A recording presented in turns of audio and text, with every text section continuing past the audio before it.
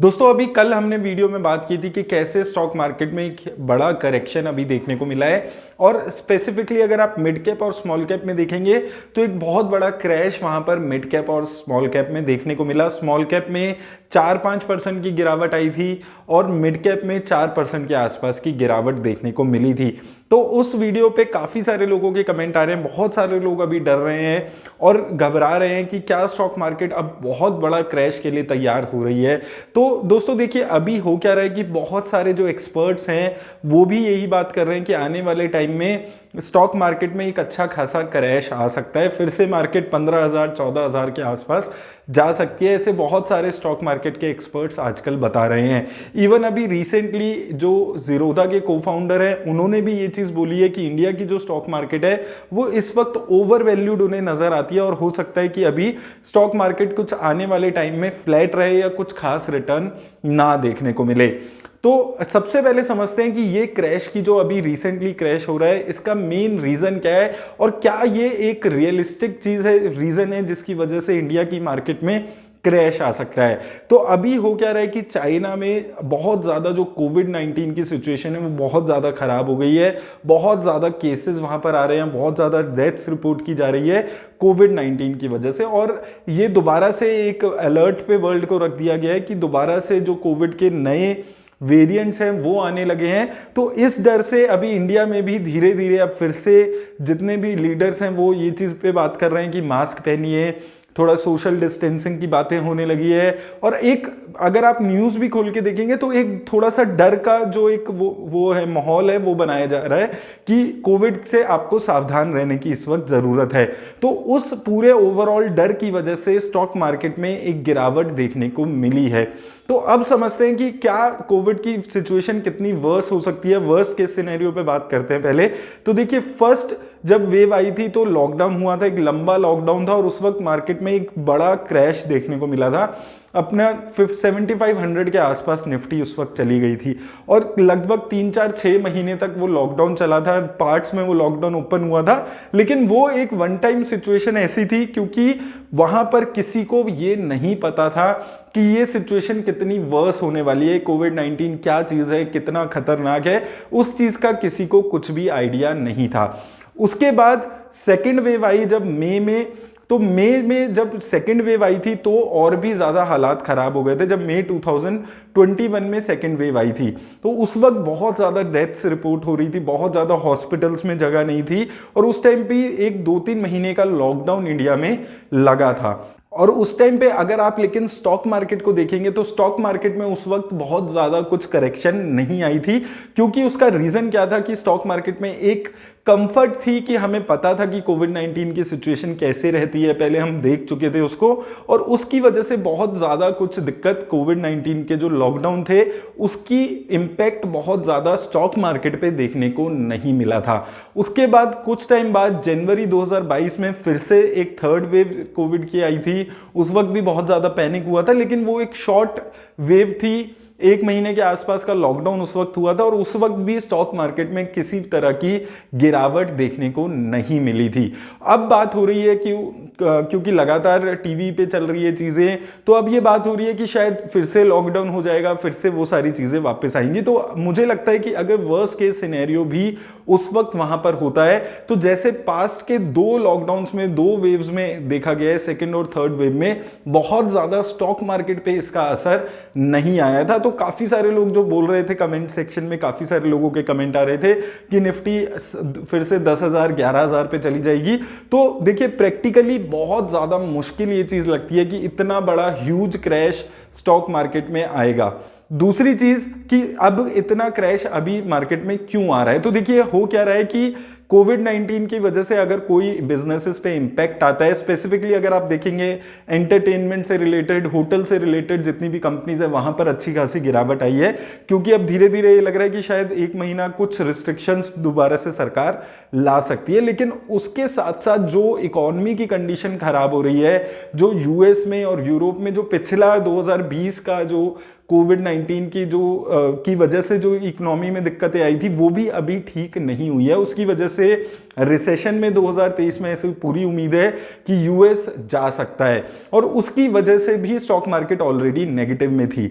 लेकिन आपको ये चीज समझ के चलनी है यहां पर कि इंडिया की मार्केट अपने ऑल टाइम हाई के आसपास है। निफ्टी 50 की अगर हम बात करते हैं, हालांकि रिटर्न्स बहुत ज्यादा इंडिया में भी एक सवा साल में नहीं आए हैं, लेकिन यूएस की मार्केट को अगर आप देखेंगे तो वहां पर तो बहुत ही ज्यादा हालत खराब है। नैस्डैक 100 16,000 के अपने ऑल टाइम हाई से इस वक्त 10,500 के आसपास है, तो वहां पर तो बहुत ज्यादा गिरावट ऑलरेडी आई हुई है। अब यही एक डर है कि इंडिया की मार्केट ऑलरेडी ओवर प्राइस चल रही है, इंडिया की मार्केट में बहुत ज्यादा करेक्शन नहीं आया है, तो इसलिए इंडिया की मार्केट में भी एक गिरावट आ सकती है। लेकिन जो लोग वैसे उम्मीद कर रहे हैं कि 11,000 10,000 तक निफ्टी चली जाएगी, तो प्रैक्टिकली बहुत ज्यादा ये मुश्किल चीज लगती है। और दूसरी चीज, काफी सारे लोगों को ये लग रहा है कि अभी हम सारा अपना पोर्टफोलियो बेच देते हैं, मार्केट नीचे जाएगी तो हम इन्वेस्ट कर देंगे दोबारा से, तो ये गलती आपको यहां पर नहीं करनी है। देखिए दोस्तों, ये कोई भी कितना भी नहीं बता सकता कि स्टॉक मार्केट कितना नीचे जाएगी, कब ऊपर आना शुरू होगी। तो अगर आप अपना डर के अभी पैसा निकाल लेंगे तो आप दोबारा से मार्केट में री एंटर नहीं कर पाएंगे। आपको नहीं समझ आएगा कि मार्केट कब नीचे चली गई, कब दोबारा से ऊपर आ गई, और उस चक्कर में आप अपना पैसा नहीं दोबारा से री इन्वेस्ट कर पाएंगे। तो ये गलती आपको इस मार्केट कंडीशन में नहीं करनी है। और यही गलती एक इन्वेस्टर्स के साथ होती है कि जब पैनिक सिचुएशन आती है तो कुछ इन्वेस्टर्स अपना पैसा निकालने की कोशिश करते हैं और लॉस में वो चीजें बेच देते हैं। 2 दिन में मार्केट फिर से अच्छी हो जाती है तो वो उनका नुकसान वहां पे हो जाता है। तो आपको यहां पर एक चीज समझकर चलनी है कि देखिए, वो 10,000 11,000 की निफ्टी जाना तो प्रैक्टिकली बहुत ज्यादा मुश्किल लगता है। हो सकता है मार्केट में थोड़ा बहुत और यहां से करेक्शन आ जाए, 17,000 तक मार्केट निफ्टी चली जाए। 17,800 के जो लेवल्स हैं ये बहुत ज्यादा क्रिटिकल सपोर्ट लेवल हैं। अगर 17,800 के नीचे यहां पर निफ्टी जाती है तो 17,400 17,200 पे एक अच्छे खासे सपोर्ट के लेवल यहां पर निफ्टी के निकल कर आते हैं। तो इन लेवल्स को आपको यहां पर याद रखना है। ऑलरेडी स्मॉल कैप और मिड कैप में अच्छी खासी गिरावट ऑलरेडी आ चुकी है। वहां पर ऑलरेडी मैं पहले से ही आपको बताते हुए आ रहा हूं कि निफ्टी ऑल टाइम हाई पे भी जब थी तो भी स्मॉल कैप इंडेक्स अपने ऑल टाइम हाई से 20% नीचे था। तो वो चीजों को आपको यहां पर समझकर चलना है और डरने की जरूरत नहीं है। अगर आप लॉन्ग टर्म इन्वेस्टर हैं तो ये जो गिरावट है ये आपको अपॉर्चुनिटी दे रही है। सिर्फ आपको एक चीज समझकर चलनी है कि क्या आप एक लॉन्ग टर्म इन्वेस्टर हैं और क्या आप जिन कंपनीज में इन्वेस्ट कर रहे हैं वो फंडामेंटली अच्छी कंपनीज हैं या नहीं है। क्योंकि देखिए, कंपनीज के अगर फंडामेंटल्स चेंज नहीं हो रहे, अगर एचडीएफसी बैंक लगातार प्रॉफिट दे रहा है, इन्फोसिस लगातार प्रॉफिट दे रहा है, तो ऐसी कंपनीज में से पैसा निकालने का कोई मतलब नहीं बनता। उस चीज को आपको यहां पर समझकर चलना है। जो ये बाहर के मैक्रो एनवायरनमेंट की जो भी रीजंस हैं वो एक इन्वेस्टर के हाथ में नहीं होते हैं। तो उन मैक्रो रीजंस की वजह से आप अपना पैसा निकालने के बारे में मत सोचिए। अगर आपकी कोई कंपनी है जो अच्छा नहीं कर रही है, उसके फंडामेंटल्स लगातार खराब हो रहे हैं, तो आप उस कंपनी से निकलने के बारे में सोचिए। लेकिन अगर आपने अपनी कंपनी पे भरोसा है, आपने फंडामेंटल एनालिसिस उसके अच्छे से किए हैं, तो आपको उस कंपनी से निकलने की जरूरत नहीं है। क्योंकि ये मौके होते हैं, क्योंकि जब थोड़ा सा रिटेल इन्वेस्टर घबरा के पैसा निकालते हैं तो आपको वहीं पे आपको इन्वेस्ट करने के मौके मिलते हैं। और ये चीज मैंने आपको कल भी समझाने की कोशिश की थी कि ऐसी मार्केट सिचुएशन में डरने की बात नहीं है। ये स्टॉक मार्केट है, यहां पर ऐसा चलता रहेगा। आने वाले टाइम में भी कोई ना कोई अलग अलग रीजंस होंगे जिसकी वजह से मार्केट में 1000-2000 पॉइंट की गिरावट आएगी। और ये हमेशा से मार्केट में होता आया है, 20-30 साल से तो मार्केट में लगातार ये चीज देखने को मिलती है। तो इस चीज से आपको डरने की घबराने की जरूरत नहीं है। अच्छी कंपनीज में लगातार इन्वेस्ट करिए, कोई इसमें डरने की बात नहीं है। लेकिन एक चीज यहां पर समझ कर चलिए आप साथ में कि ये जो टाइम है ये लार्ज कैप में कोई बहुत ज्यादा लमसम करने का अभी टाइम नहीं आया है। क्योंकि ओवरऑल मार्केट अभी भी निफ्टी की अगर आप बात करेंगे 1000 पॉइंट्स नीचे आई है, ऑल टाइम हाई से 4-5% ही नीचे आई है। तो ऐसी कोई बहुत गोल्डन अपॉर्चुनिटी यहां पर नहीं बन रही है। तो थोड़ा सा अभी कॉशियस होकर चलिए।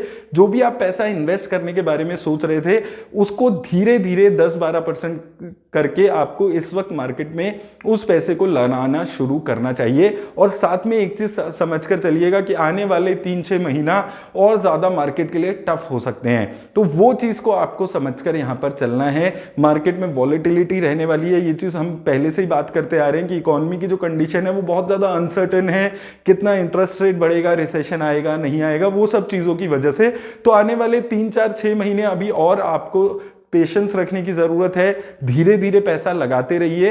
ये स्टॉक मार्केट में मौके होते हैं जब आपको इन्वेस्ट करना होता है, धीरे धीरे करके स्टैगर्ड मैनर में अपना पैसा स्टॉक मार्केट में इन्वेस्ट करने का ये एक अच्छा टाइम यहाँ पर आएगा।